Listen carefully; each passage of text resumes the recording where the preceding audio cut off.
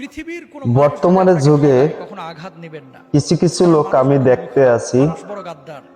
সে আমল করে, মানুষ পৃথিবীর সে আল্লাহ ভক্ত লোক, কেউ আপনার ক্ষতি করতে পারবে না যদি আল্লাহ না চায়। কিন্তু তার ভিতরে আমি সন্তান বাবাকে ঠকাইতে পারে, দুঃখে দেখতে আছি তার ভিতরে মুনাফিক ভরা। কখনো তার বান্দাকে ঠগান না। কি কায়দা মানুষকে আল্লাহ ঠগাইবে, বরং ডাকার মতো ওইটা সবসময় তার মাথার ভিতরে চিন্তা ভাবনা থাকে। আপনার ডাকে সাড়া সে জানে না নিঃশ্বাসের কোনো বিশ্বাস নাই।